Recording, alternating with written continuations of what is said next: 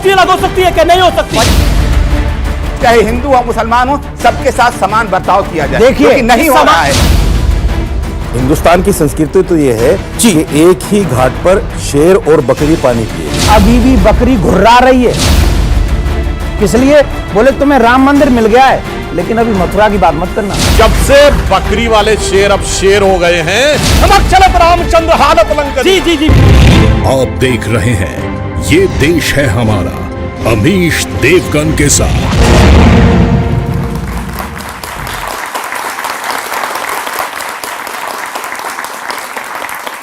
नमस्कार व्यूअर्स, आप देख रहे हैं वीकेंड का सबसे भरोसेमंद कार्यक्रम ये देश है हमारा। 2014 में प्रधानमंत्री बनने के बाद नरेंद्र मोदी छठी बार महादेव के महाधाम केदारनाथ पहुंचे। इसके बाद बद्रीनाथ में भगवान बद्री विशाल के दर्शन किए। लेकिन मुद्दा सिर्फ प्रधानमंत्री मोदी की यात्रा का नहीं है। काशी से लेकर केदारनाथ तक, उज्जैन से लेकर सोमनाथ तक, बद्रीनाथ से लेकर अयोध्या तक मोदी सरकार के दौर में सनातन आस्था का हर केंद्र पहले से ज्यादा दिव्य और भव्य होता जा रहा है। लेकिन इस रंग में कांग्रेस के बड़े नेता शिवराज पाटिल ने भंग डालने की पूरी कोशिश की। शिवराज पाटिल ने भगवान श्री कृष्ण के गीता ज्ञान की तुलना जिहाद से कर डाली। भगवा आतंकवाद की थ्योरी के बाद शायद सनातन आस्था पर सबसे बड़ा कुठाराघात माना जाएगा। सवाल है कि सनातन आस्था की चमक से कौन इस समय परेशान है। सवाल यह भी है कि वाकई नरेंद्र मोदी सरकार का कार्यकाल सनातन आस्था का अमृत काल साबित हो रहा है। आज इसी मुद्दे पर जनता के बीच होगा, मेहमानों के बीच होगा सबसे बड़ा संवाद।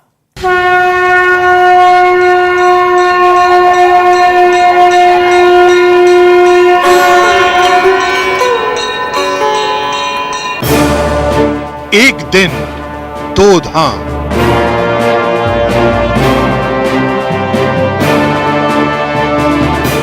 दिवाली पर राम के द्वार मोदी।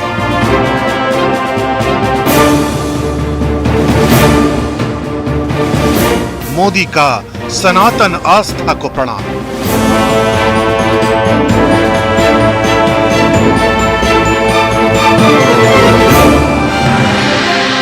शुक्रवार को महादेव की महाधाम केदारनाथ और भगवान विष्णु के दिव्य धाम बद्रीनाथ में पीएम मोदी ने पूजा अर्चना के साथ कई विकास कार्यों को हरी झंडी दिखाई।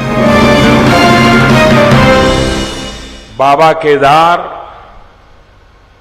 और बद्री विशाल जी के दर्शन करके, उनके आशीर्वाद प्राप्त करके जीवन धन्य हो गया, मन प्रसन्न हो गया। सिर्फ मोदी की आस्था नहीं, आस्था के इन केंद्रों को भी देख लीजिए।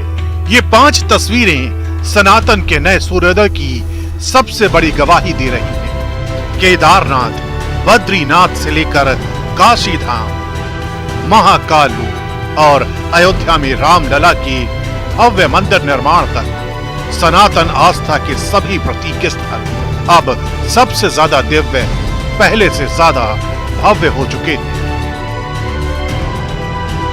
2014 में मोदी सरकार आने के बाद 856 करोड़ की लागत से महाकाल लोक, 400 करोड़ की लागत से श्री केदारनाथ धाम का कायाकल्प, 900 करोड़ की लागत से दिव्य काशी धाम तैयार और साथ ही सोमनाथ में भी कई प्रोजेक्ट की शुरुआत हो गई। लेकिन धर्म कर्म में भी विपक्ष को राजनीति दिख गई। मुल्क जो है अब हिंदू राष्ट्र के रास्ते पर जा रहा है। सवाल ये कि एक तरफ सनातन आस्था का सूर्योदय हो रहा है, दूसरी ओर कुछ ताकतें गलत बयानी कर झूठा प्रोपेगेंडा फैला रही है। क्या सनातन आस्था के अमृत काल का फायदा सिर्फ एक वर्ग को मिलेगा? इस विकास का फायदा सीधे अर्थव्यवस्था से नहीं जुड़ता। तो स्वागत है आपका सनातन आस्था के सबसे बड़े अमृत काल में। और हमारे साथ जनता जनार्दन है, जोरदार तालियां आपके लिए। मेरे साथ कई धर्म गुरु भी है, उनका भी अभिनंदन है। मेरे साथ मौजूद है देवकीनंदन ठाकुर जी, जोरदार तालियों के साथ अभिवादन करिए देवकीनंदन ठाकुर का। मेरे साथ मौजूद है स्वामी ऋत्वेश्वर जी महाराज, जोरदार तालियों से अभिनंदन करिए। मेरे साथ मौजूद है डॉक्टर सुधांशु त्रिवेदी, प्रखर वक्ता, जोरदार तालियों से उनका अभिनंदन करिए। मौलाना साजिद रशीदी, जाने माने मुस्लिम धर्मगुरु, जोरदार अभिनंदन उनका है। मेरे साथ मौजूद है शादाब चौहान, नेता पीस पार्टी के, उनका अभिनंदन है। जुनैद हारिस, मुस्लिम स्कॉलर, उनका अभिनंदन है। और जोरदार तालियां देश की जनता के लिए, देश की जनता जनार्दन के लिए। क्या सनातन आस्था का यह अमृतकाल है? यह आज का सबसे बड़ा सवाल है और मुझे पूरी उम्मीद है कि पूरे इस्तकबाल के साथ, मान सम्मान के साथ इस चर्चा को आज हम शुरू करेंगे। और मैं शुरुआत में 50-50 सेकंड सबको दूंगा अपने बात को रखने के लिए।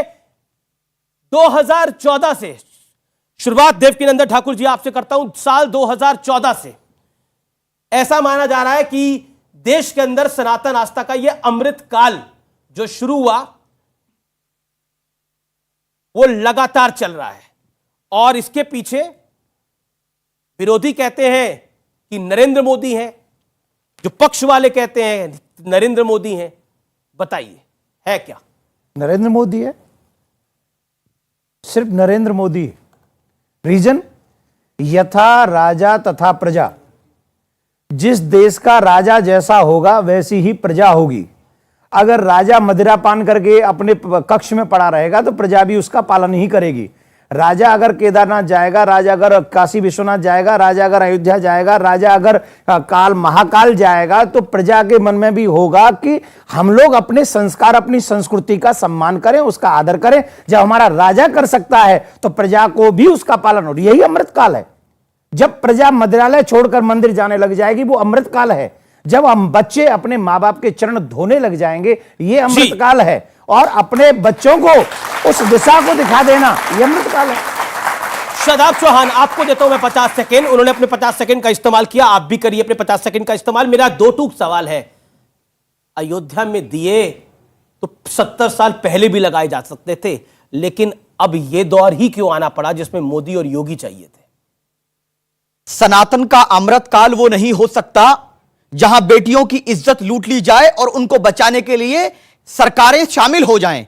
अमृतकाल वो नहीं हो सकता जहां मानव में जाति धर्म का भेदभाव होकर उनके साथ अत्याचार होता हो। मानव का वो अमृतकाल नहीं हो सकता जहां लोग बेरोजगार हों, महिलाएं असुरक्षित हों, देश अमेरिका और चाइना के सामने टकराता ना हो। वो अमृतकाल हो नहीं सकता जहां अत्याचार होता हो। मैं तो यह कहूंगा कि हिंदुत्व का अमृतकाल हो सकता है, सनातन का अमृतकाल नहीं। सनातन में न्याय है, संघर्ष है, शांति है, बलिदान है, त्याग है, डरना नहीं, झगड़ना नहीं, अपराध नहीं, अत्याचार नहीं। हां, इतना जरूर है कि मुसलमानों का, दलितों का और महिलाओं का यह आपातकाल है। और मैं मानता हूं कि अगर आज मर्यादा पुरुष श्री राम बजाहिर हमारे बीच होते तो आज ऐसे रावण रूपी लोगों से युद्ध करते जो लोग आज अत्याचार कर रहे हैं। सुधांशु त्रिवेदी, ये सवाल मैं आपसे भी पूछता हूं।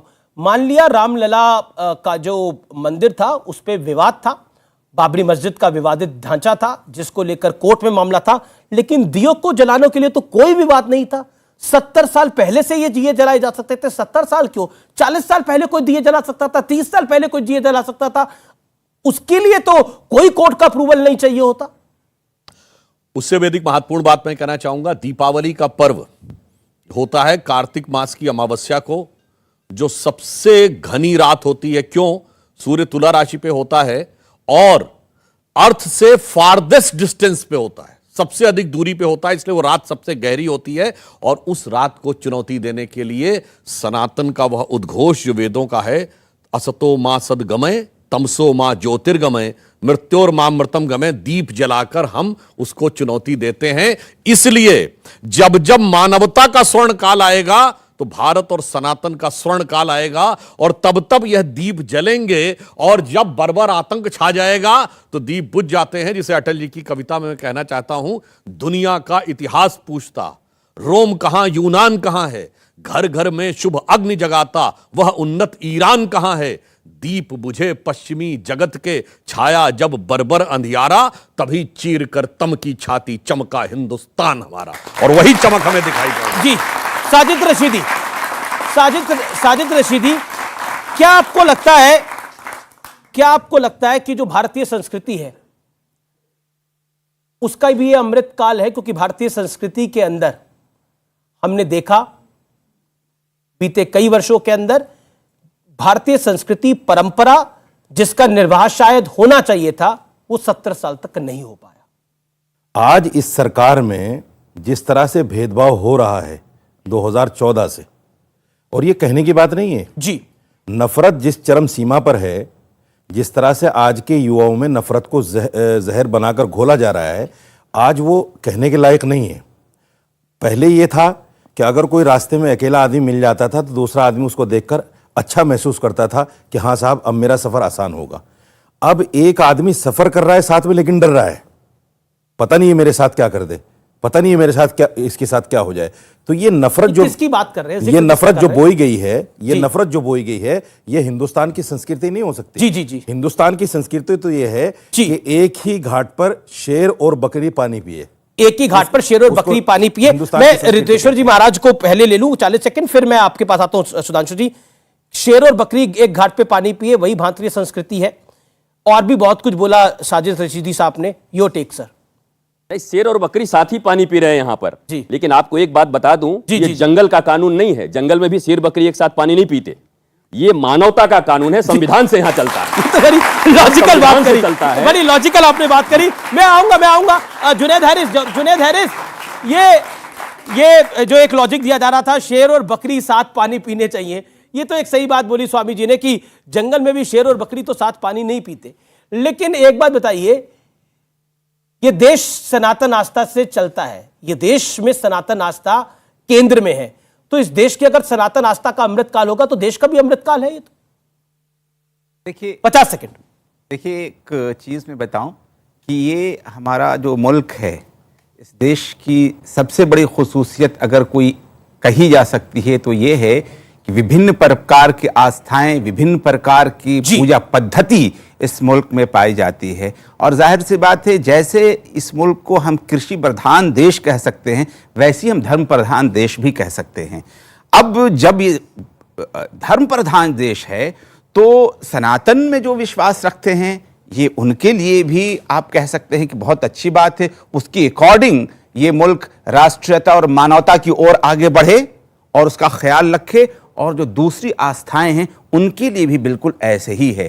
तो ये तो अपने अपने समझ की बात है। हमें अपने भीतर महसूस करना चाहिए कि हमारी आस्था के अनुसार हम राष्ट्रीयता और मानवता के नाम दे क्या रहे हैं। जी। अगर हम शांति दे रहे हैं बहुत अच्छी बात, और अगर नहीं दे पा रहे हैं तो बहुत अफसोस की बात है। आपने 8 सेकंड ऊपर लिए। सुधांशु त्रिवेदी रिप्लाई। शेर और बकरी पे मैं एक बात कहना चाहूंगा कि बहुत बड़े पत्रकार हैं मार्क टेली, बीबीसी के, लोगों ने नाम सुना होगा। 26 साल भारत में रहे। उन्होंने 2019 में लिखा है कि उन्होंने 26 साल दिल्ली के निजामुद्दीन एरिया में गुजारे, जहां पर एक तरफ हजरत निजामुद्दीन औलिया की दरगाह थी और उसके सामने तबलीगी जमात का ऑफिस। और यह मार्क टेली का कहना है, दुनिया का कोई दूसरा देश होता तो दोनों एक साथ नहीं रह सकते थे। 26 साल में बड़े से बड़े मुस्लिम देश में एक तबका दूसरे को खत्म ही कर देता, परंतु यह भारत है, उसके लिए उन्होंने शब्द प्रयोग किया जहां के मुस्लिम लकीएस्ट हैं, यानी सर्वाधिक भाग्यशाली हैं, क्योंकि वो अपने मजहब में जैसे चाहें वैसे इबादत कर सकते हैं। यह है कि शेर और बकरी साथ रहते थे। रशीदी साहब, तो इसका मतलब है ये सनातन आस्था का जो अमृतकाल है, ये आपके लिए भी सनातन आस्था अमृतकाल है, क्योंकि इसमें तो सब प्यार से रह रहे हैं, आपके लोग भी प्यार से रह रहे हैं। एक चीज तो मैं आपको तो तारीफ करनी चाहिए नरेंद्र मोदी की। आपकी बात का एक पहले जवाब दे दूं। आपने पहले इनसे प्रश्न पूछा है कि ये आस्था से चलता है देश, सनातन आस्था से चलता है। ये सनातन आस्था से नहीं चलता, ये संविधान से चलता है। बिल्कुल संविधान से चलता है। ये आपने लेकिन मैंने बोला सनातन आस्था इस देश की केंद्र है। अब सुन, सनातन आस्था इस देश का केंद्र है। नहीं, केंद्र भी नहीं है, संविधान है इसका केंद्र। उसको भी फिर करेक्ट कर लीजिए आप। जी, आप अपनी बात करो। कोई इसको कह नहीं सकता। मैं भी करेक्ट करूंगा, एक ही साथ करता हूं सब कुछ करेक्ट। दूसरी बात, जैसे काफी हिस्टोरिकल गलतियां करेक्ट होती जा रही हैं अभी। सुनिए, इसको दिल पर मत लीजिए। मैं बिल्कुल दिल पे नहीं बात है, सो करेक्ट दिल पे लेता तो कैसे खड़ा होता? अगर मैं गलती करूंगा मैं भी करेक्ट करूंगा। बिल्कुल दिल पर मत लीजिए। अभी सुधांशु जी ने कहा, मैं मानता हूं इनकी बात, लेकिन सुधांशु जी एक बात का जवाब दे दीजिए। जहां 40 आदमी मिलकर, 10 आदमी मिलकर एक आदमी को सरेराह सड़क पर मार देते हैं मोब लिंचिंग करके, क्या यही सनातन है? ठीक है, क्या यही सरकार है? ठीक है, मैं विषय पे आता हूं। आपकी सरकार को, क्योंकि अभी आपने बोला सनातन आस्था इस देश का केंद्र नहीं है। सनातन आस्था इस देश का केंद्र इसलिए है क्योंकि महात्मा गांधी महात्मा गांधी का जो राजघाट है वहां पर लिखा हुआ है हे राम। इसलिए सनातन आस्था इस देश का केंद्र है। सनातन आस्था इसलिए इस देश का केंद्र है क्योंकि इस देश के संविधान में भी प्रभु राम का जिक्र है, इस देश के संविधान में भी प्रभु राम की तस्वीर है, इसलिए सनातन आस्था उसका केंद्र है। अगर गोडसे गोडसे की बात नहीं हो रही, या जहां राम की बात होगी वहां गोडसे की बात नहीं होगी। अगर गोडसे की गोली से मरते हुए गांधी जी हे राम कह सकते हैं तो इसका मतलब नहीं कि देश जो है उसी आस्था से चलेगा। इसका मतलब ये बिल्कुल नहीं है। फिर करेक्ट कर लीजिए अपने आप को। तीसरी बार वार्निंग दे रहा हूं आपको, फिर करेक्ट कर लीजिए। आपकी वार्निंग तो बड़ी खतरनाक होती है सर। फिर करेक्ट कर लीजिए अपने आप को। मेरी एक बात है साहब, शेर और बकरी पाकिस्तान में दिखे क्या आपको? शेर और बकरी अभी सुन देखिए, अभी मैंने बोला था आपके बीच में सर हिंदुस्तान की बात करो। हम कर रहे हैं, हम हिंदुस्तान में बैठे हैं सर। देखो अब हम वो भी कर लेंगे तो वो भी जोड़ के माफी चाहता हूं आपसे, पाकिस्तान की हमसे बात ही ना करो। अच्छा, हम नहीं जानते पाकिस्तान क्या है। बीच में आप देखिए हमसे तो हिंदुस्तान की बात रखने दीजिए। पाकिस्तान वालों को इंटरव्यू ये देते हैं और कह रहे हैं कि हम पाकिस्तान को नाम न लें। इंटरव्यू तो मैं अमेरिका को भी दे दूंगा, उससे क्या लेना देना। हाँ तो फिर हम उसकी भी बात करेंगे। बात मत करो। हम जब अरे हमारी बात सुनो, शेर और बकरी न तो पाकिस्तान में नजर आते हैं, शेर और बकरी ना बांग्लादेश में नजर आते हैं, शेर और बकरी ना हमें इराक और इत्यादि में नजर आते हैं, लेकिन भारत में अमृतकाल, क्योंकि हम यहां बात कर रहे हैं सनातन आस्था का अमृतकाल है। किस लिए है? क्योंकि आज भी 70-75 साल आजाद हो गए, यहां पर आज भी बड़े मजे से हम लोग सब मिलकर, मैं अपने वेदों की पुराणों की कथा कर सकता हूं और ये अपने घर में जाके नवाज अदा कर सकते हैं और स्पीकर पे भी बोलते ही हैं, खूब नवाज देते हैं, कोई रोकने वाला नहीं है। पर दुर्भाग्य इस बात का है कि अगर किसी के समर्थन को कोई कर देगा और हम उसके सर को तन से जुदा कर देंगे, उसके बाद भी हम ये कह दें कि नहीं हम हिंदुस्तान में ये सब नहीं हो, ये कैसे होगा? अगर हम भाईचारे की बात कर रहे हैं। Shadab 30 second Shadab Chauhan 30 second, sharp 30 second. मैं महाराज से बड़े शांतिपूर्वक और विनम्रता से एक बात कहूंगा कि पूरी दुनिया की चर्चा भारत में दीपावली के अवसर पर नहीं होनी चाहिए। किस देश में क्या हो रहा है, हमारा डीएनए जो है वो भारत का मूल डीएनए है और किसी को इस पे डाउट नहीं होना चाहिए। आप तो खुद भी चौहान है। अरे मैं तो ये इसीलिए कह रहा हूं कि मैं तो खुद क्षत्रिय हूं। पर मुसलमानों में क्षत्रिय नहीं होते, मतलब मेरी जानकारी नहीं है, होते तो मुसलमान होने पे भी गर्व है, मुझे क्षत्रिय होने पे भी गर्व है। कोई ये कॉम्बिनेशन मैं समझ नहीं पा रहा। ओके 10 सेकंड और दे दीजिए। 15 सेकंड। मैं सिर्फ इस बात को कह रहा हूं कि किसी ने भी उस नारे का, किलिंग का समर्थन नहीं किया, लेकिन जो महिलाओं की इज्जत लूटने वाले लोग हैं उनको बचाने के लिए सुधांशु जी बताएं कि केंद्र सरकार ने अपने विषय को रखा, क्यों बचाया? आपने अपने विषय को रखा। 40 सेकंड। पहले तो मैं शेर और बकरी पे एक और चीज मुझे याद आ गई। देखिए, संसद भवन के ऊपर जो भारत के राजकीय चिन्ह के शेर थे उसको लेके लोग कोर्ट गए थे, तो शेर ज्यादा आक्रामक नजर आ रहे हैं, इनको शेर बकरी जैसे चाहिए थे। मगर अफसोस ये है, हाँ हुआ था कंट्रोवर्सी। आप सुनिए, जब शेर बकरी जैसे थे तो मैं मौलाना साहब कह रहे हैं कि साहब चलते हुए डर लगता था। चलते हुए तब डर नहीं लगता था जब चलती ट्रेन में धमाका होता था, चलती बस में धमाका होता था, रेलवे स्टेशन पे लिखा रहता था छूना नहीं बम फट जाएगा, जिस जमाने में वहां लिखा रहता था बम फट जाएगा देश के हर कोने में। मगर जब से बकरी वाले शेर अब शेर हो गए हैं तो वो धमाके होने बंद हो गए हैं कि नहीं, इसीलिए सब शांति से मिलके रह रहे हैं, सब शांति से होकर रह रहे हैं। अब दूसरी, हाँ बिल्कुल जो आपने बात बोली तो मैं ये भी कहना चाहता हूं, पहले भी कई बार कह चुका हूं, जिस जमाने में दौर था जब भाजपा का दौर नहीं था तो कौन से इलाके में धमाके नहीं होते थे? गुवाहाटी, हैदराबाद, बेंगलोर, चेन्नई, नागपुर, मुंबई, दिल्ली, जयपुर, लखनऊ, वाराणसी, चंडीगढ़, कहां नहीं होता था। आज सिर्फ दक्षिण कश्मीर के 3 जिलों तक रह गया है और चिंता मत करिए, सफाई धुलाई होते होते वहां तक रशीदी साहब 30 सेकंड, फिर उसके बाद जुनैद हारिस और सुधांशु जी, स्वामी जी। जी बोलिए 30 सेकंड, फिर मैं ऑडियंस की बात कर रहा हूं। सवाल तैयार रखिए। मेरी बात पे तालियां तो नहीं बजेंगी, लेकिन एक बात, अरे ताली बजा दो भाई इनके लिए, बात का जवाब दे, ताली बजा दो, ताली बजा दी अभी आपके लिए। अब बोलिए। मैं ताली नाराजगी क्यों? मैं ताली चाहता भी नहीं, मैं सिर्फ आपसे अदब के साथ ये कहना चाहता हूं। आप कह रहे हैं ब्लास्ट होते थे, ठीक है, अच्छी बात है, मुझे भी पता कि होते थे, और बहुत सारे, मैं तो ये कहता हूं कि जितने फसाद कांग्रेस के टाइम में हुए अब तक इतने फसाद नहीं हुए, लेकिन उससे भी बड़ा जो दर्द है उसको आप ना बोलना चाहते और ना उसका निवारण करना चाहते। ठीक है, वो बड़ा दर्द क्या है? मैं बताता हूं। एक आदमी को रास्ते पर चलकर मॉब लिंचिंग कर दी जाती है। एक सेकंड, लेकिन व्यूअर्स एक सेकंड सर, व्यूअर्स, क्योंकि दर्द की बात हुई, एक बहुत वायरल वीडियो है, एक बहुत जाने माने सिंगर है और वो भजन गायक है कन्हैया मित्तल, उनका बड़ा वायरल वीडियो है। मुझे लगा कि इस मंच के ऊपर उस वीडियो को आज दिखाना आवश्यक है और उसको जरूर आप लोग ध्यान से सुनिए। और मैं व्यूअर्स आपको भी बोल रहा हूं, जो व्यूअर्स उस समय बैठे हुए हैं, उस तरफ बैठे हुए हैं, वो अपने टेलीविजन का ऑडियो बढ़ा लें। जो मोबाइल पे सुन रहे हैं वो अपने मोबाइल का ऑडियो बढ़ा लें, मेरा निवेदन है। और जरूर सुने इस 40 सेकंड की क्लिप को। इस 40 सेकंड की क्लिप में बहुत बड़ी बात की जा रही है, एक भावना व्यक्त की जा रही है जो बहुत बहुत महत्वपूर्ण है। और मैं यहां पर जो लोग बैठे हुए हैं, मेरा उनसे निवेदन है कि इस ऑडियो को, इस वीडियो को ध्यान से देखें। मेरा आपसे भी निवेदन है, 40 सेकंड के लिए सिर्फ। नाम लिया जाएगा, यह कोई राजनीति नहीं है, ना कभी थी ना होगी। मैं कोई 10 साल से नरेंद्र मोदी का नाम नहीं ले रहा, मैं सिर्फ 2.5 साल से नाम ले रहा हूं, क्योंकि 2.5 साल पहले ही मेरे राम मंदिर का फैसला कोई लेकर आया। समझना पड़ेगा इस बात को। 500 साल तक राम तंबू में थे, किसी का दिल नहीं दुखा।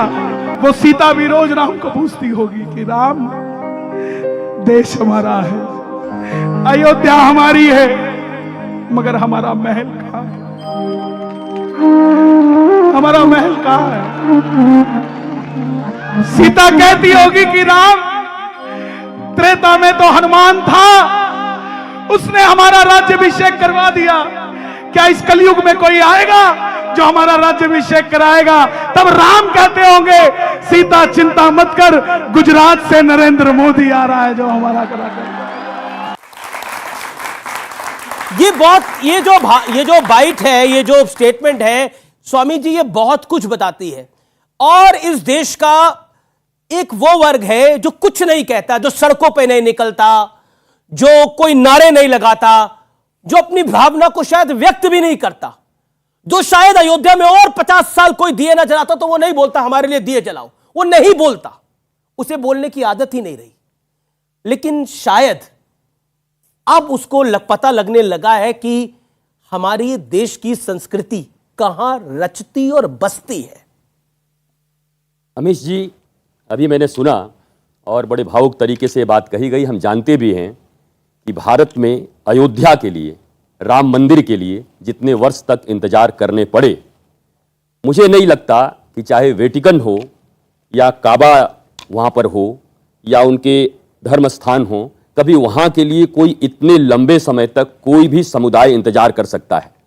भारतीय सनातन परंपरा और भारत की हिंदू प्रजाति हम सब हैं, मैं इनको भी मानता हूँ। और अगर ये बात करेंगे तो साबित करूंगा कि कैसे हमारा हिंदुत्व जीवन पद्धति है। हिंदू मुसलमान की बात नहीं, वो धर्म की बात नहीं है, बात है हिंदुत्व जीवन पद्धति की। राम मंदिर लेने के लिए यहां की जनता, यहां के लोग कितने प्यारे हैं, इंतजार करते रहे। आपने कहा सड़कों पर कभी नहीं उतरते, वो कभी नहीं उतरते, लेकिन वास्तव में एक व्यक्ति ऐसे आते हैं गुजरात से, जिन्होंने भारत में भारतीयता, राष्ट्रीयता और सनातन संस्कृति का पुनर्उद्भव किया है। और इसके लिए पूरा राष्ट्र इस महापुरुष के साथ सदा खड़ा रहेगा, आने वाले समय में नरेंद्र मोदी के साथ। जी जी जी, प्लीज 10 सेकंड। देखिए, अभी आज आपके मन से एक और बात उठा दूं। राम मंदिर के लिए इजाजत मिल गई, कोर्ट ने कह दिया। काशी के लिए भी चल ही रहा है, मथुरा अभी भी बाकी है, और अभी भी बकरी घुर्रा रही है। किसकी तरफ? शेर की तरफ। किस लिए? बोले तुम्हें राम मंदिर मिल गया है, लेकिन अभी मथुरा की बात मत करना, अभी काशी की बात मत करना। यह है अमृतकाल। आज भी सनातनी प्रतीक्षा कर रहा है, इंतजार कर रहा है कि हम कोर्ट में जाएंगे और कोर्ट से ही अपने राम कृष्ण को लेके आएंगे। ये बात तो ओके। हैरिस साहब कुछ करा करे। हैरिस साहब 40 सेकंड, देन सुधांशु जी। आप तालियां चाहे जितनी बजवा लें और बजा लें, ये बड़े शर्म की बात है कि इस मुल्क का धर्मगुरु, धर्म नेता किसी को बकरी कहे और खुद को शेर समझे। ये देश है हमारा में। रुकेंगे एक छोटे से ब्रेक के लिए, एक अंतराल के लिए, लेकिन ब्रेक के बाद भी सनातन का ये सबसे बड़ा क्या अमृतकाल है, इस पर आज हम गहन चिंतन, मंथन और चर्चा कर रहे हैं। राम राम बोलेंगे? क्यों बोलूंगा मैं राम राम? अरे मैं मुसलमान हूँ, फिर मुसलमान किस चीज का? मैं यहाँ विकृत शब्दों का प्रयोग नहीं होना चाहिए। आपने कैसे कहा राम राम नहीं बोलेंगे? आपने कैसे कहा? हम सिखाएंगे हमारे बच्चे। आप हमसे ऊंचा बोलेंगे, हमसे ऊंचा बोलेंगे आप।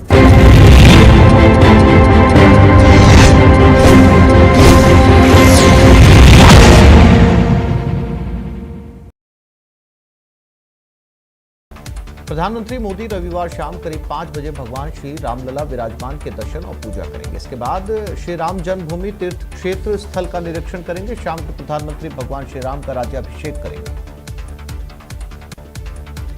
भगवान श्री राम की नगरी अयोध्या में रविवार को 17 लाख दिए जलाकर रिकॉर्ड बनाया जाएगा। छठवें दीपोत्सव में बतौर मुख्य अतिथि पहुंच रहे प्रधानमंत्री नरेंद्र मोदी गुरु वशिष्ठ की भूमिका में भगवान श्री राम का प्रतीकात्मक राज्याभिषेक भी करेंगे।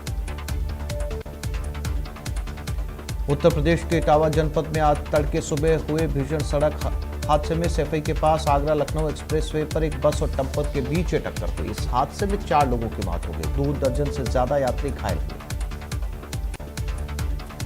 इमरान खान के खिलाफ एफआईआर में अपराध में सहायता करने और उसे उकसाने का आरोप लगाया गया, जिसमें 5 अन्य प्रावधानों के साथ हत्या का प्रयास भी शामिल है।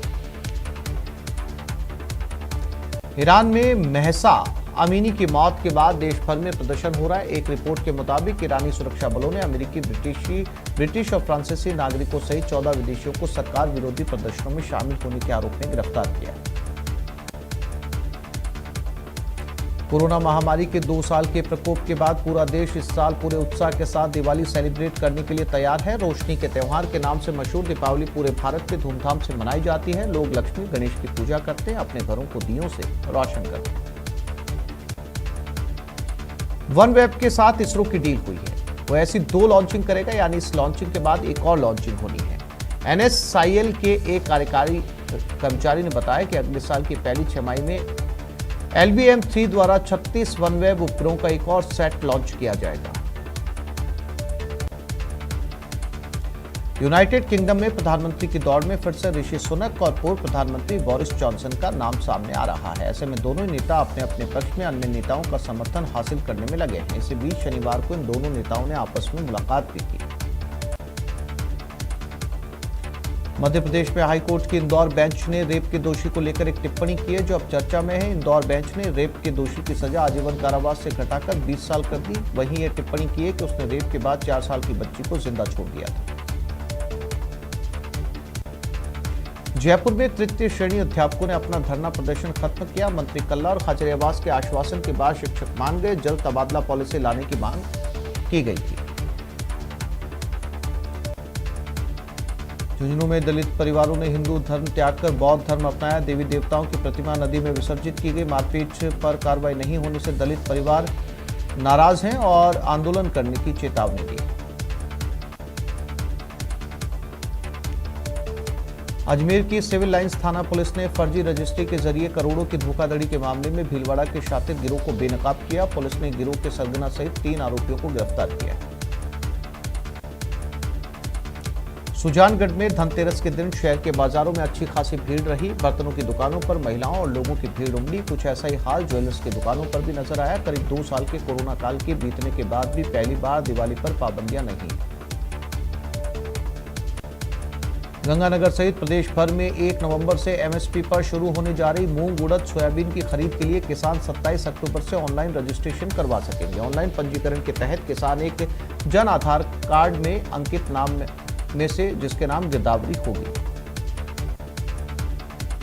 राजसमंद में चिकित्सा और स्वास्थ्य विभाग की टीम ने आज आमेट उपखंड क्षेत्र में दूषित और मिलावटी खाद्य पदार्थों की धरपकड़ के लिए चलाए जा रहे शुद्ध के लिए युद्ध अभियान के तहत विभिन्न दुकानों से सैंपल लिए और एक्सपायरी डेट के खाद्य पदार्थों को नष्ट करवाया। सुजानगढ़ के गांव मलसेसर की महिला हॉकी टीम ने कप्तान पूनम खिलेरी के नेतृत्व में और प्रधानाचार्य फूलचंद बिजारनिया के सानिध्य में जयपुर में आयोजित राजीव गांधी ग्रामीण ओलंपिक के फाइनल में काफी बेहतरीन प्रदर्शन किया। इस उपलब्धि पर विधायक मनोज मेघवाल के आवास पर मलसेसर की हॉकी टीम का स्वागत किया गया।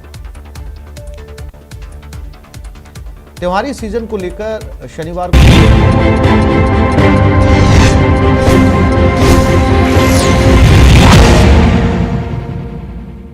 वेलकम बैक व्यूअर्स, आप देख रहे हैं ये देश है हमारा का विशेष एडिशन और इस बार हमारी चर्चा का मुद्दा है, इस बार हम संवाद कर रहे हैं क्या सनातन का ये अमृतकाल है। एक ऋषि जी साहब, मेरा पॉइंट है इस देश के अंदर तो हम जानते हैं कि चाहे वो ईद का मौका हो या फिर उससे पहले का वक्त हो, हमने देखा है सेलिब्रेशंस होती हैं और बहुत अच्छी बातें होनी चाहिए, लेकिन ऐसा क्यों होता था कि रोजा इफ्तार तो होता था लेकिन दिए नहीं जलाए जाते थे, ऐसा क्यों होता था? सरकारी खर्चे के। आप मुझे बताइए, आजादी के बाद में जी देश का कोई प्रधानमंत्री मुसलमान रहा है?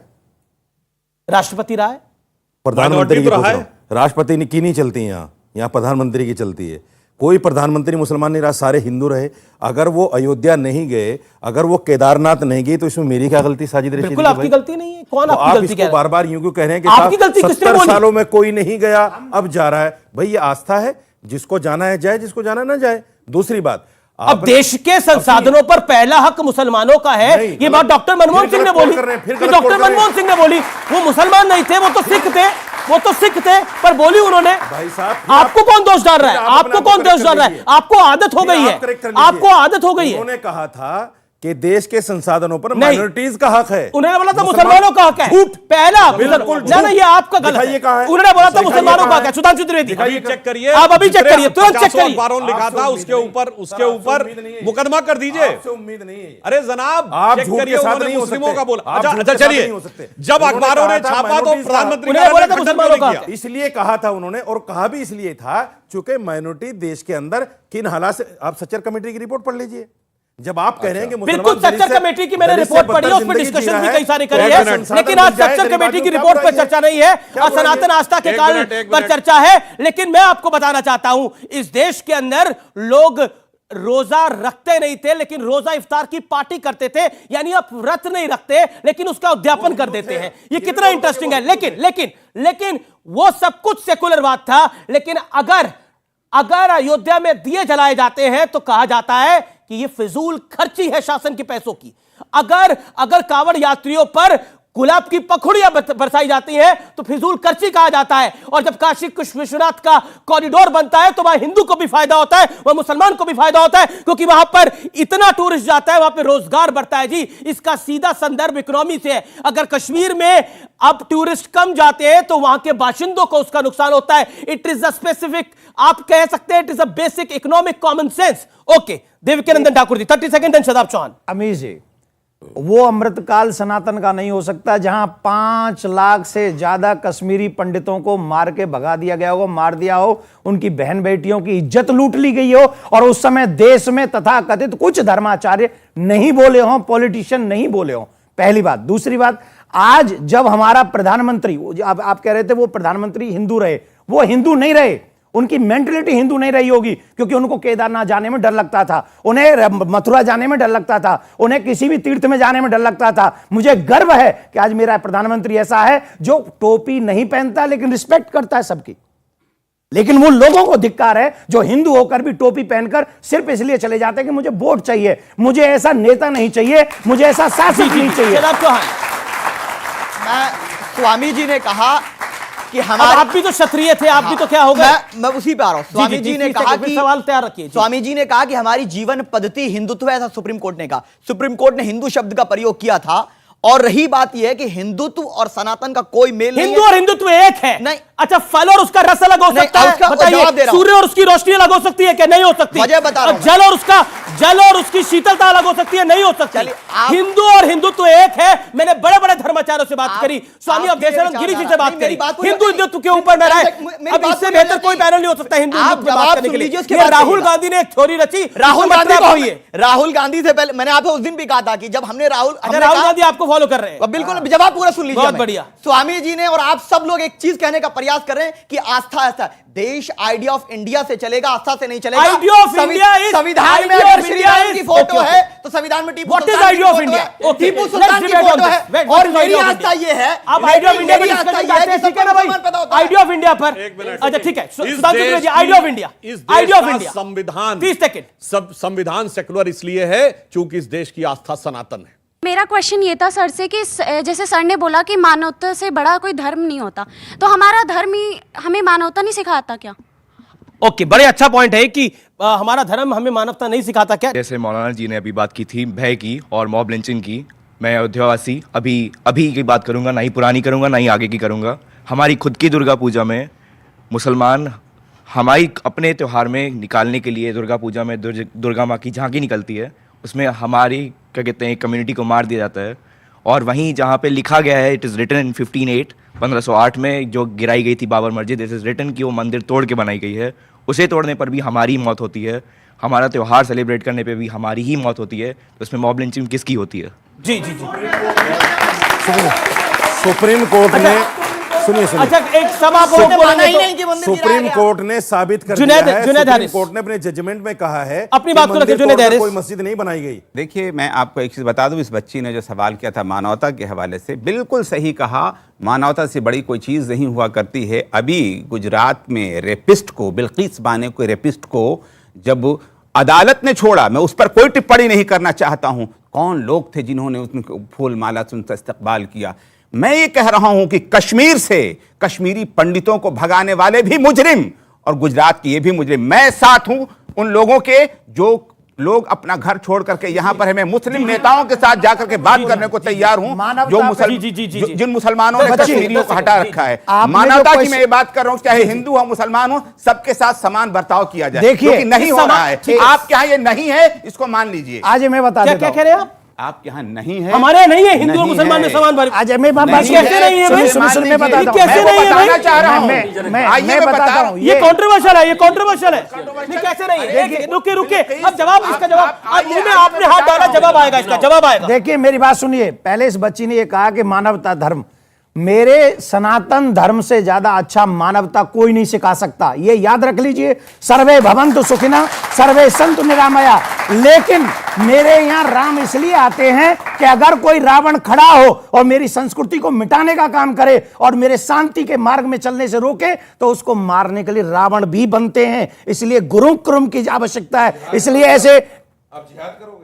मेरी बात सुन लीजिए, हम सब थोड़ा, अब हम टीवी चैनल पे हैं, हम बताएंगे। आप जैसे चीख के बोल रहे हैं, अरे हम करोगे? धर्म गुरु से उम्मीद नहीं अपनी बात रख रहे हो आप जैसे। आप मुझे बोलने नहीं दे रहे, आप मुझे, अरे मैं धर्म गुरु ही हूँ। नरमी से बात कीजिए, प्यार से। अच्छा सुनिए, अच्छा सुनिए, ये मानवता है। अच्छा, इस तरह मुंह बना के आप बात कर रहे हैं, ये मानवता है। हिंदू धर्म गुरु से ऐसे बात कर रहे हैं, ये मानवता है आपकी, डर दिखाई पड़ रहा है आपकी, डर दिखाई पड़ रहा है। मेरा ये आपको लग रहा है बराबर का दर्जा नहीं है, आपको हैरिस साहब लग रहा है बराबर का दर्जा नहीं है, ये बराबर का दर्जा नहीं है। मैं आपको बता दूं, ये अहंकार छोड़ दीजिए जनाब। अभी भी नहीं बोलने दे रहे हैं, यही अभी भी नहीं बोलने दे रहे हैं, और यही सनातन है कि हम आराम से अभी भी सुन रहे हैं। अगर हम पाकिस्तान में होते तो टीवी स्टूडियो में क्या होता, ये आप सब जानते हैं, ये सब जानते हैं। इसलिए ये सनातन का अमृतकाल है, सनातन का अमृतकाल है। अच्छा, ये इन्होंने पॉइंट रखा, आप भी कहना चाहते हैं, इन्होंने पॉइंट रखा, जुनैद हारिस ने बात रखी। शादाब साहब, अगर पाकिस्तान में नहीं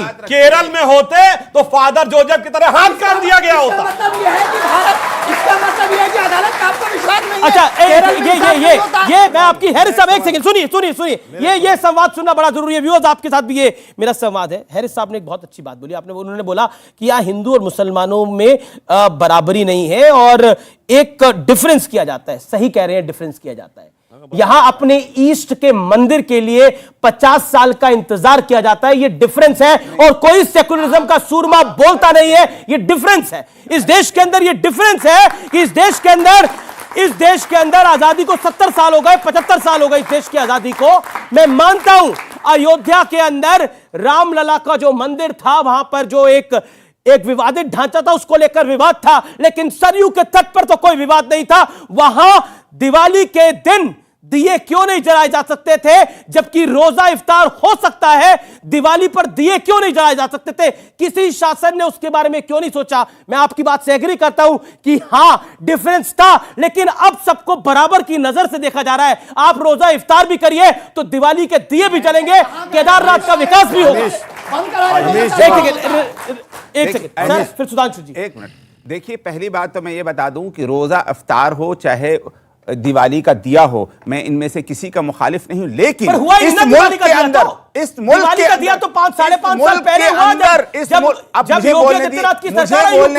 इस मुल्क के अंदर अगर इफ्तार को किसी ने रोका है तो वो भी मुस्लिम राष्ट्रपति एपीजे अब्दुल कलाम ने रोका था, किसी और ने नहीं रोका था कि इफ्तार नहीं होगा, इसको राष्ट्र हित में लगाया जाए इस पैसे को। मैं आपको एक चीज बता दूं, मैं खुद कहता हूं कि इस तरह के जो धर्म की चीजें हैं व्यक्तिगत रूप में लोग करें, राष्ट्र का पैसा राष्ट्र के निर्माण के लिए लगना चाहिए, इधर उधर नहीं लगना एक बार चाहिए। बताइए, सारे मंदिरों का पैसा कहां जाता है?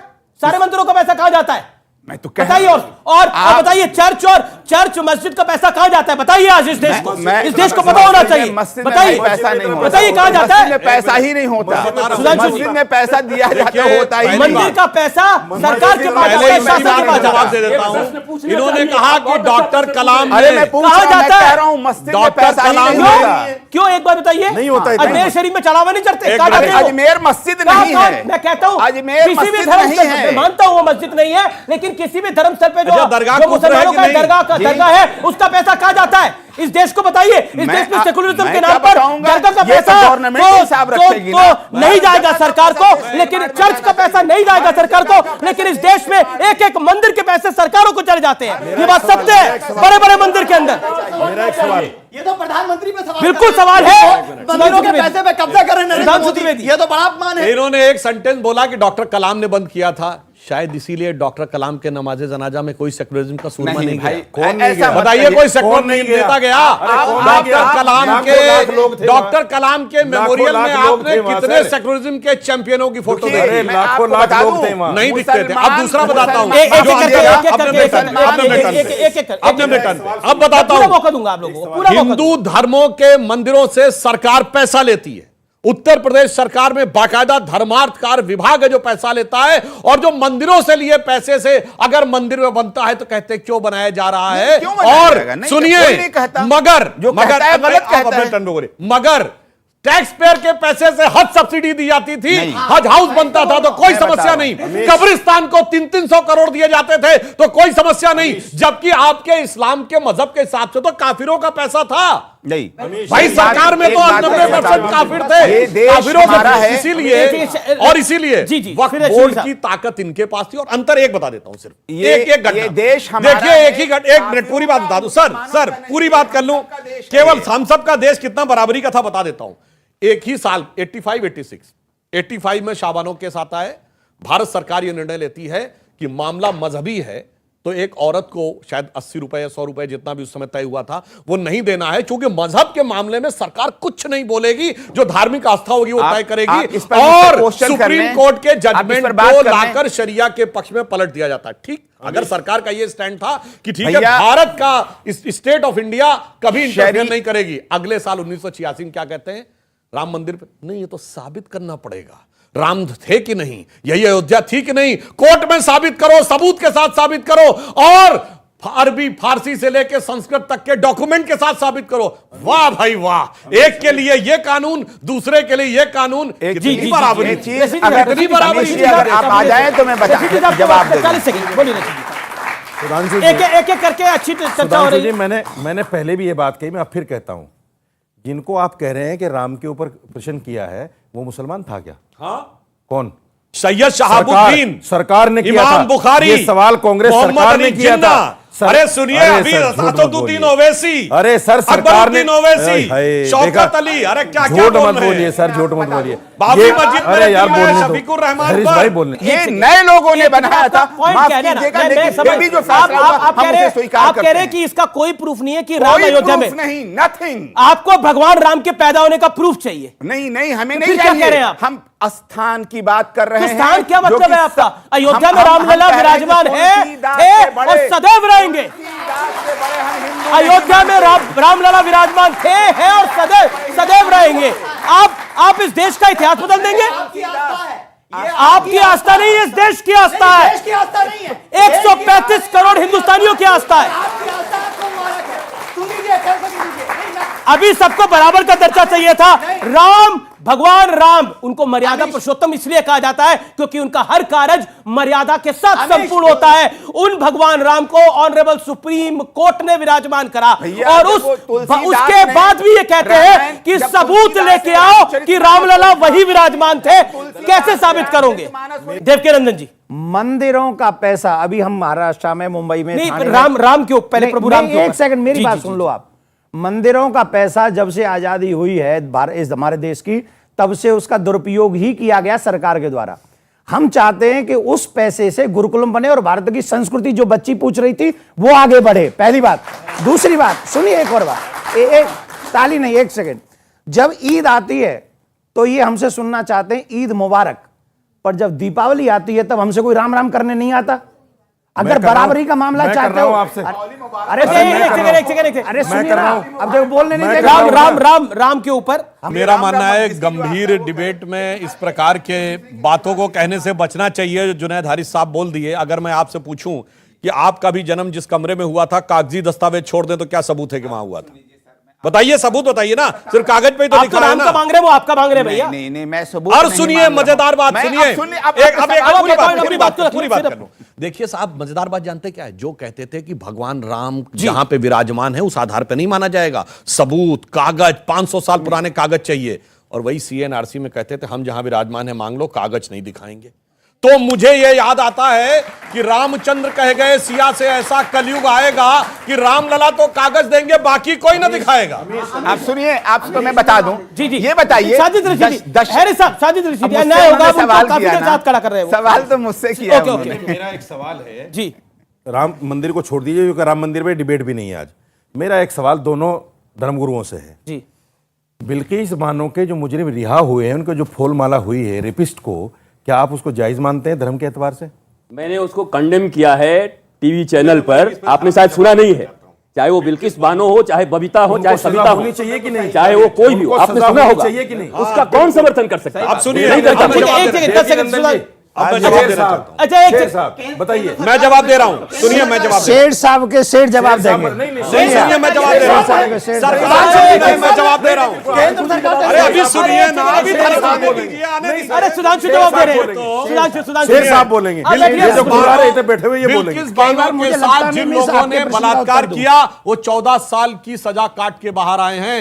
मगर आने के बाद पूरी बात सुनिए, एक मिनट पूरी बात होने दीजिए, पूरी बात होने दीजिए। अरे भाई पूरी बात सुनिए, बात तो पूरी बात सुनिए। आपने सवाल पूछा, आप उनको डिफाइन कर। अरे भाई बात तो पूरी होने दीजिए, सवाल तो सुनिए। ये क्या तरीका है भाई? मैं पूछना चाहता हूं, इमराना के साथ भी तो बलात्कार हुआ था और फिर मौलाना ने फतवा दिया था कि वो आज से अपने ससुर ने जिसने बलात्कार किया था, ससुर की पत्नी हो गई और पति की मां हो गई, वो धर्मगुरु था। किसी ने धर्मगुरु था। हमने इमराना को भी कंडेम किया है। हमने इमराना को कंडेम किया है। कंडेम किया, कंडेम में भी कर रहे हैं जी। बड़ा प्रताड़ित नहीं हो सकता कि वो बलात्कारी की पत्नी हो गई। अपने सवाल तैयार रखिए। बिल्कुल बिल्कुल, आखिरी 2 मिनट। मैं राशिदी जी से पूछना चाहता हूं कि आप दिवाली के शुभ अवसर पे अपने घर में दिया जलाएंगे और राम राम बोलेंगे? नहीं, मैं तो नहीं बोलूंगा भाई, मैं तो नहीं बोलूंगा। क्यों बोलूंगा मैं राम राम? अरे मैं मुसलमान हूं, फिर मुसलमान किस चीज का? मैं आपसे थोड़े कह रहा हूं आप अल्लाह अल्लाह बोलो। कैसी सवाल करते हैं यार आप लोग। मैं एक चीज बताऊं। ये है वो देश, ये है वो देश। देखिए ये पढ़ा रहे हैं आप बच्चों को, ये पढ़ा रहे हैं आप बच्चों को, ये नफरत सिखा रहे हैं आप बच्चों को। ए भैया ये नफरत सिखा रहे हैं आप बच्चों को। आपके प्रश्न का उत्तर हम दे रहे हैं। सुनिए, जो हमारी दीपावली पे दीप न जलाए, जो हमारी दीपावली पे राम राम कह के हमें बधाई न दे, हम उसकी ईद पे मूड मुबारक करने की कोई जरूरत नहीं है। अपने अपने मनाओ। ये देखिए धर्मगुरु, क्या जरूरत है? ये देखिए धर्मगुरु, इन्हें कहते हैं धर्मगुरु जो नफरत सिखा रहे हैं बच्चों को। शदाब कुछ कह रहे हैं। अरे आखिरी सुन, नहीं ये गलत है, ये आप भी कह सकते हैं। आपको भी गलत है। आपने कैसे कहा राम राम नहीं बोलेंगे? आपने कैसे कहा? नफरत सिखा रहे हैं? हम सिखाएंगे, हमारे बच्चे नफरत सिखा रहे सिखाएंगे। ऐसे धर्मगुरु राम राम सिखाएंगे। शर्म आनी चाहिए। आपको शर्म आनी चाहिए। शर्म आनी चाहिए। आपको शर्म आनी चाहिए। आप सिखा रहे हैं, आपसे ज्यादा कोई नहीं सिखा रहा है। आप सिखा रहे हैं। आप हमसे ऊंचा बोलेंगे, हमसे ऊंचा बोलेंगे। आप सिखाएंगे हमको, आप सिखाएंगे हमको। अरे